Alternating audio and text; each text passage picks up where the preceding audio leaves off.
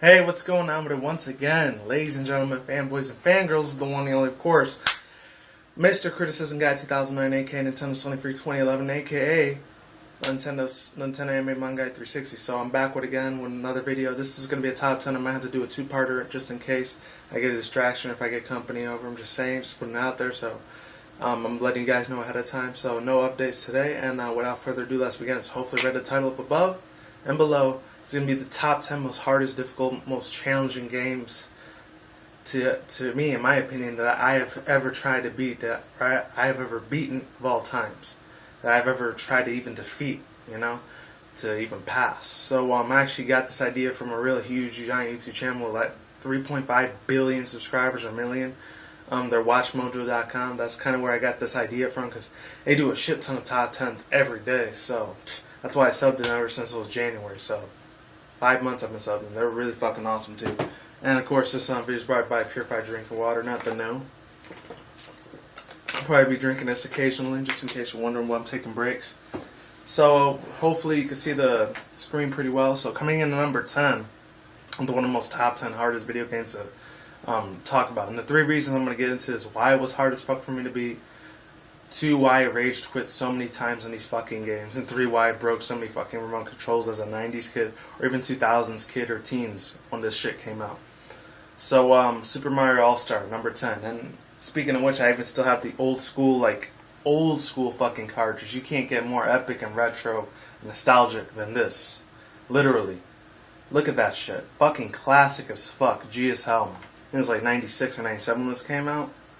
See, no, 1991 and 92. I was literally fucking 2-3 years old when this came out, but I didn't play it until I was like 7-8 years old, so I still grew up with it nevertheless. So Super Mario All-Star, why was this shit hard as fuck for me to defeat way back in my 90s kids days?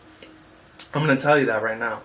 Number one, the reason why it was so difficult for me to beat is because there was so many fucking 5 games isn't a lot, but as a 90s kid, or even just as a child in general, video games are going to be hard as fuck to beat. This is at the time, the pinnacle, when arcade games and platformers were very fucking huge back in the day. Way before first-person shooter, the JRPGs and all that other shit started coming out and everything. Way before that shit got famous. This was the fucking definition of video games. That's with Nintendo being the biggest thing at that time, next to PlayStation and next to Sega Genesis. Before Sega unfortunately ran out of business with Sega Dreamcast, which is weird. They're still doing productions of games. They just don't make games solely. They don't make consoles anymore. That's the thing. But other than that, so rest in peace to fucking Sega for that, man. But other than that, what is it I want to say? There was 5 different games on here. There was let's see if I can see my classic one. There's Super Mario, the original Super Mario Brothers.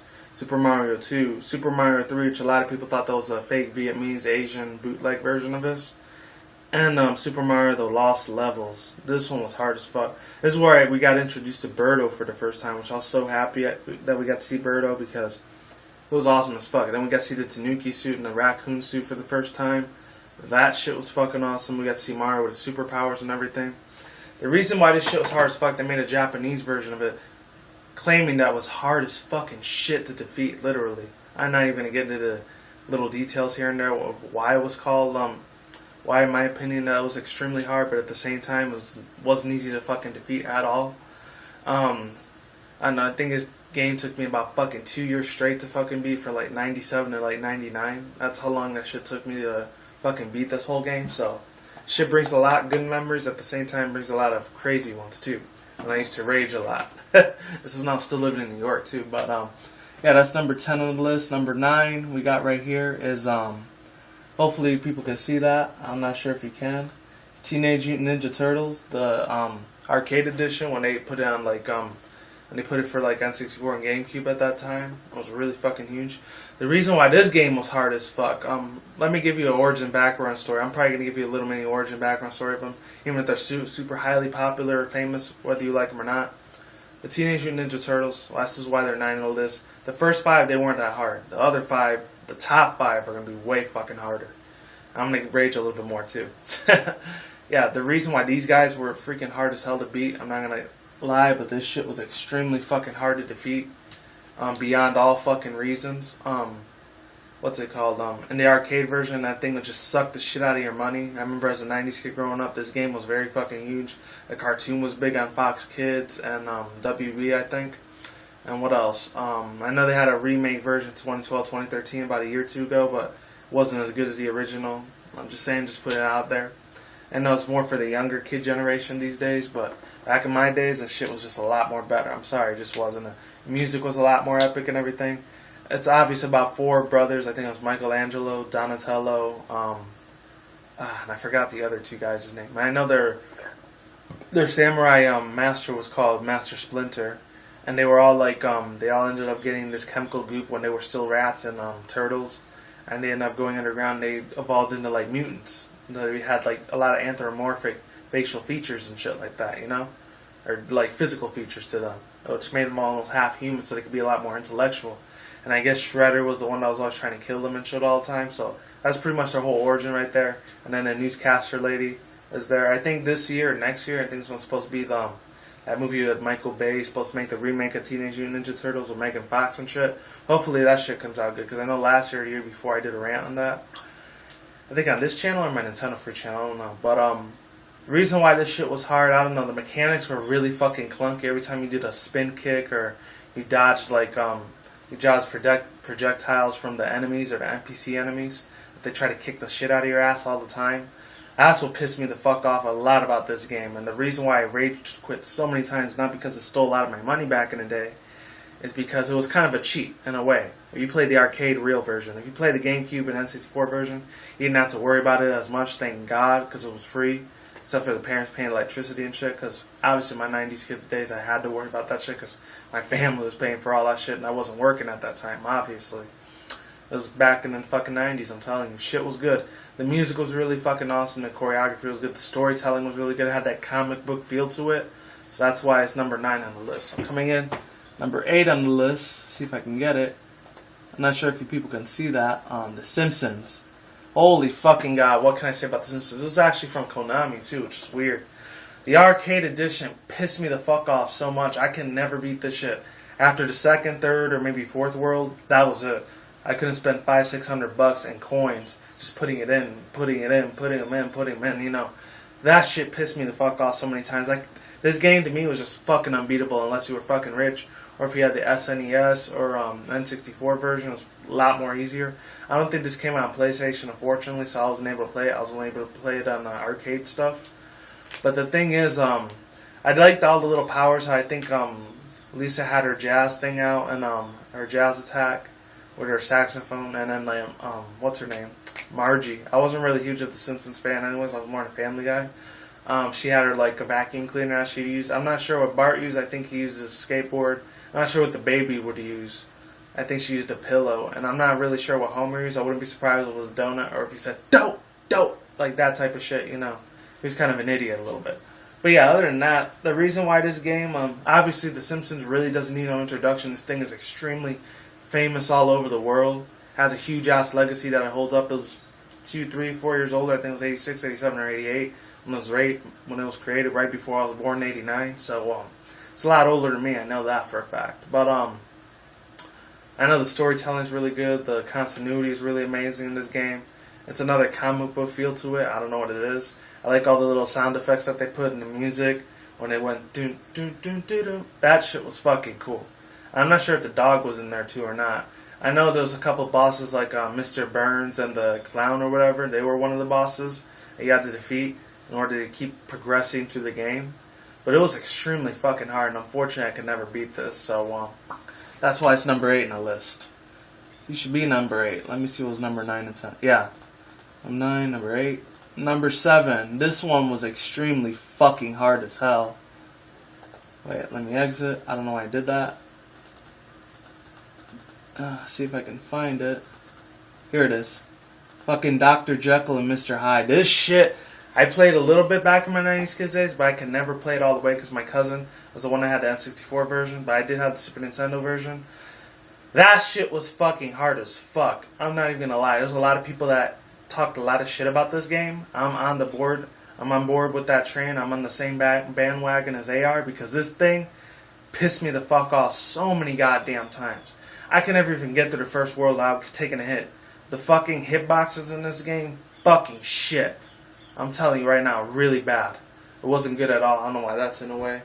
But yeah, other than that, that shit pissed me the fuck off so much to a level I can't even imagine how people even got through this fucking thing without using save states when they used the futuristic round version. When I think it was 2005, 2006 when those save states things started coming along. I don't know, mid-late 2000s. But yeah, nowadays it's a lot easier to beat because you can use save states and shit. Back then you had to use, I think, a password to get through this game. And I don't know if everyone knows about Dr. Jekyll and Mr Hyde. I think it's about this guy, he turns into a werewolf or something like that, and he starts killing, destroying people. It's kind of like the Wolfman a little bit, if you want to call it that. I'm not sure. That's sort of in a nutshell what Dr. Jekyll and Mr Hyde might end up being. It's pretty much world-renowned as a book novel and as an old adaptation movie. I'm not sure if they're going to do a modern-day version of it. Because I think it's like the 14, 15, 1600s when this takes place. And like really old school, like European kind of feel to it. I think it's in the UK and London or something. I don't know.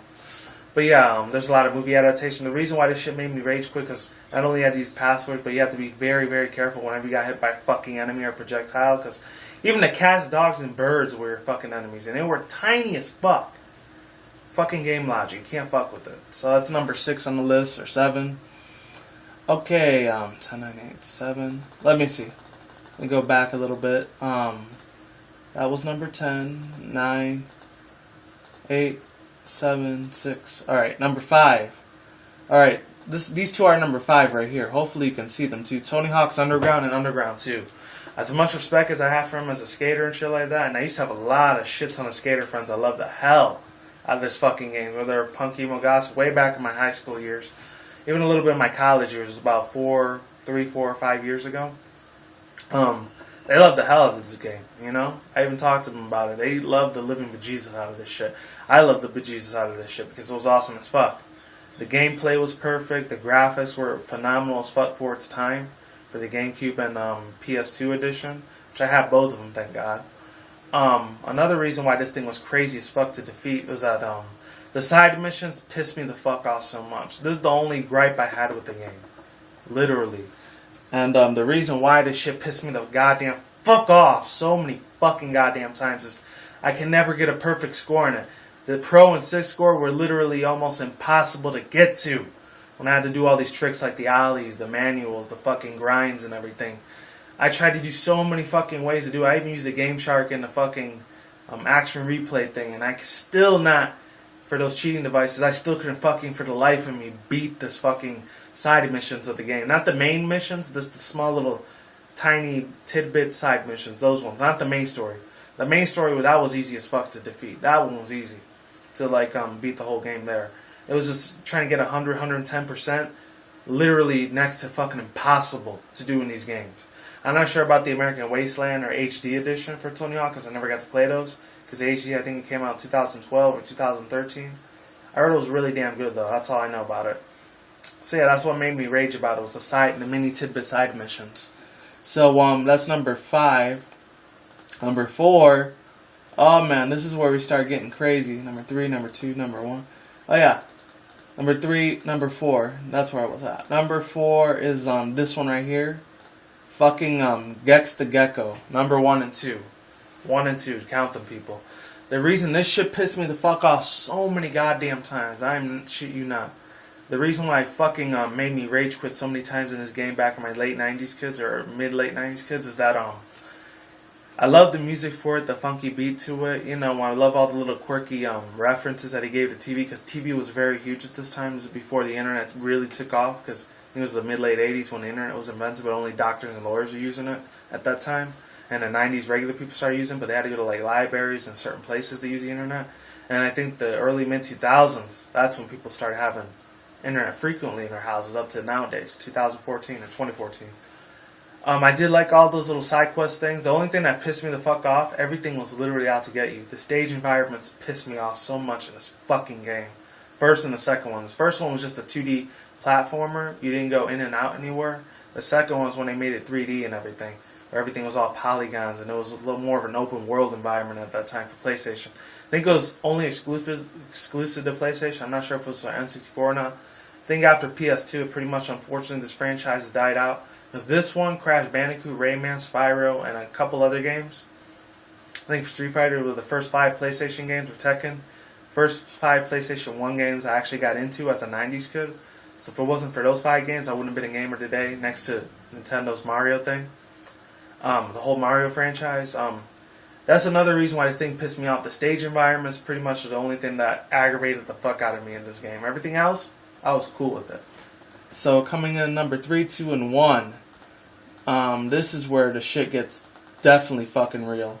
And I'm going to put honorable mention at the end too. Coming in at number 3 was this game right here, fucking Woody Woodpecker. It was a racing version of this game that pissed me off, but not as much. This one aggravated the fuck out of me. Seriously, I think it's because it was a learning, educational based kind of thing, or the arcade mode, where you just had to drill fucking trees most of the time, where you had to like kick the foe's ass 24/7. He used to do his laugh, and then he did like that. He sounded like Peter Griffin every time I heard that for some reason. The main 2 reasons why this thing, the story and the synopsis of this whole game was shit. Everything about this game, unfortunately, sad, was shit. I have nothing positive to say about this game at all. It was all negative as fuck. Put me to fucking sleep so many times, I never even bothered playing this fucking shit ever. I only went to the library and played this shit back in my 90s kids days. That's how pathetic this fucking game was. I never owned a copy of it. I did own the Game Boy Advance version for like the racing one. That one was cool. But the one before that was just mierda, fucking puta mierda shit. That's what the fuck it was. I hated it so goddamn fucking much. I had nothing good to say about that game, period. The cartoon was a classic, though. I'll give it that. So, number 2 and number 1. This thing is a little bit different. Naruto Clash of the Ninjas. And let me blow that shit up for you. The reason why this game was so hard as fuck was the ending part of this game. I think it's when you had to fight Orochimaru.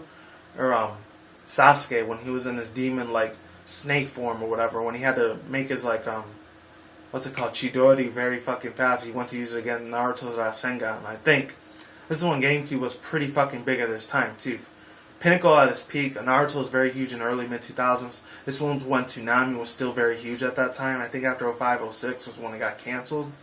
And then it came back 2012 and 2013. That's when it started making a name for itself again. I love the story for this thing. I love all the characters you can use. The NPCs were cool.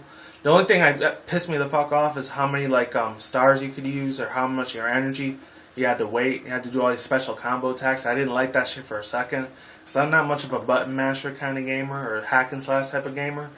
That one pisses me off a lot. It's very tedious. I'm very impatient when it comes to that shit. I just want it done fucking ASAP like that. This game, unfortunately, didn't give that to me. So there's positive and negative. There's positive and negative things I could say about this. The most negative thing I want to say about this is that it was hard as fuck. Even the easy normal modes, not even hard or expert modes of this fucking game, was hard as shit. That's why I was so fucking pissed every time I rage quit on this game. I broke almost every fucking GameCube remote known to fucking man when this pissed me the fuck off. Seriously. But the positive side, I love the cartoon. I love the anime manga edition. I love Naruto Shippuden. I loved all the anime shit, being an anime fanboy myself. And shout out to fucking for Neverworld. He knows a lot of that shit way better than I do. I'll put the link down to his channel down below. He's really awesome as shit. Definitely check his shit out. And yeah, that's why I didn't like this game that much. So coming in number 1, unfortunately, sorry, Brian 3TR Topic Reviewer. I know you love this series very much, but unfortunately for me, I didn't like it very much. It was okay, but I was more of another fanboy of this game more than the other ones. And I'm talking about this one right here, Metal Gear Solid series. I'm just going to show you all of them just in case you haven't seen it. The reason why this game pissed me the fuck off so many times, I wasn't a huge fanboy of stealth games. Irritated the freaking shit out of me. I did not like it at all. I'm sorry. Sorry for people that love the games like Sexy Sniper, SS Sniper Wolf. Brian 3TR, I know you're a huge fanboy of this game, so please forgive me on what I'm about to say about this game. I was never really crazy about it. It never really appealed to me. But I respect you for it. Hopefully you respect me by giving my own opinion and shit. But yeah, other than that, I couldn't stand this fucking game. This thing pissed me off so many fucking times. I could never beat the first fucking level of this game. This is when it showed me that stealth games and like first-person shooter games, it just wasn't for me. I'm sorry. It just fucking wasn't. Too fucking goddamn difficult. Way too fucking goddamn complex for my intellect. It just fucking was. I'm sorry. Even though the story, the only two positive things I'll say about this is that the story mode was very good. Had a really heart-wrenching, pulled at your heartstrings that sometimes was really emotional. And the voice acting was fucking phenomenal, especially for its time on PlayStation 1 and 2. Fucking epic as hell. I loved watching the cutscenes for this because I used to go over and play this at my friend's house even though I knew I was shit at the game. But he wasn't. He was an expert back in the day. I loved the fucking voiceover for this game. It was fucking beautiful.